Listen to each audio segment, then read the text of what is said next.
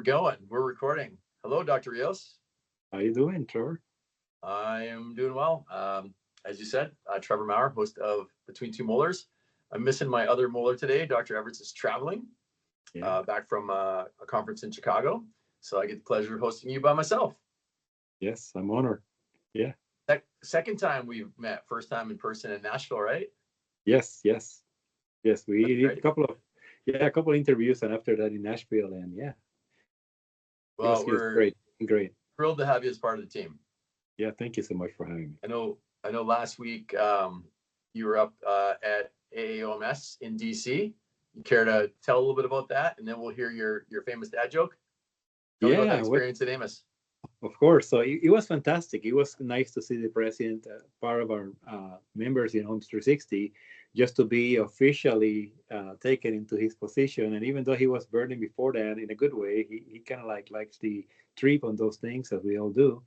And it's been a great. I had the opportunity to see Dr. Everts and some other people of the team actually present there, Barack, and it was just amazing how they were the enthusiasts and how they see the booths and how people were going and just crumping around, and they were like very interested. And I think that they should actually continue doing that in the other meetings, even in the implant meeting, because they will hear a little more about what we do as a company and the parent company on 360 as well. So I think it's just fantastic. So, but they were really motivated, and you can see people, and conferences are great because you can also expose to residents and people that are coming Right. into becoming graduated. So there's a lot of potential and a lot of great minds to recruit and be part of. I heard Dr. Ford was a big part of resident recruiting with Katie Plant at the event on Friday, so that was good to hear too. Yeah, I believe so. I believe they were on fire, and then we have a meeting on Saturday, and then we had like a conferences that followed through. But then it was so strategic planning and just to see the heart of the operations and what is on different levels of people that are either new in the company or people that Yeah. worked before in the Let's company, and spend a minute there because I remember, obviously, I was unable to travel for this meeting, which is the first time ever. And I had so Mhm. much FOMO not being there. But Saturday morning, we did strategic planning at the practice and Mhm. local city level. Can you talk about that experience for maybe a minute in terms of what that felt like to do strategic planning for your practice up there? Well, it's interesting because it just makes you think on the different levels, because there are some things that you do professionally that are given that are supposed to be there present.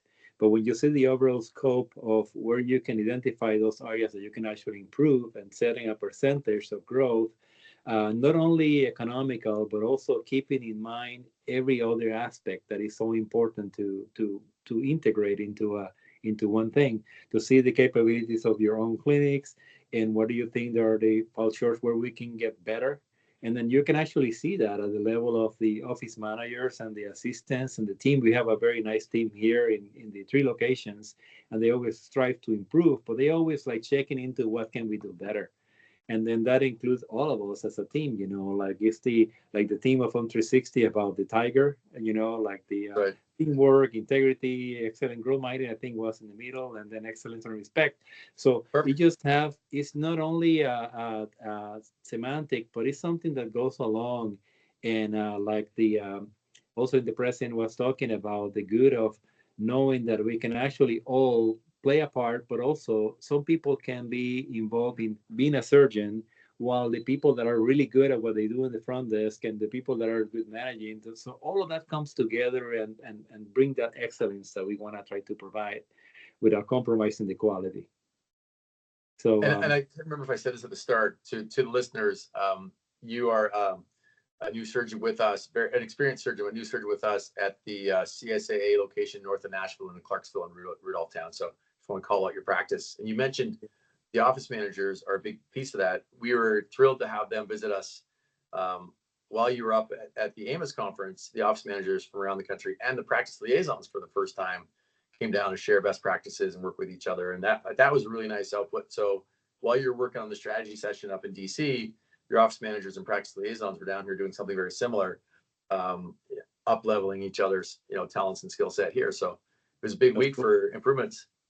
Yeah, that's cool. That's I great. like it. It just grow, and it just shows what the company likes to do. Like you don't of course you want to grow and you want to like increase in revenues and all those things, but eventually what makes that stand and what are your pillars that we sometimes give for granted, and how do Right. you re-engage with those pillars to maintain them where they are once they're settled so everything else grows.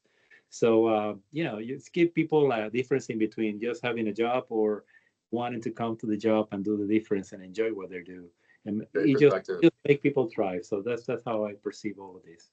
Well, I know you've done the hard work of preparing a dad joke for today, so would you like to share it with Oh the yeah. team? But yeah, I'll shoot it. Let's see how it does. So, do you have any idea? And Dr. Eric's gonna miss this one, but do you have any idea why the scarecrow got an award? No, I don't. Because he was outstanding in the field.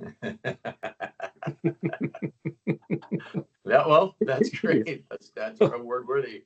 Okay. Something about you personally. What would you like to share with the team here about you? They probably don't know. That's like a passion or an interest or accomplishment for you.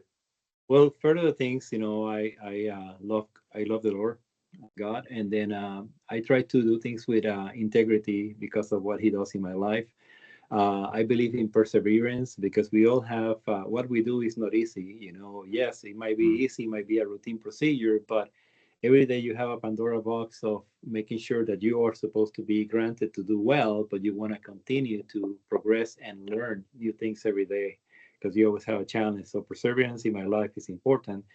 About personal things that I like to do, well, I like shooting. I do martial arts, different types, shooting bow and arrows. I have a lot of hobbies. I have done mechanics, even though I'm not a mechanic.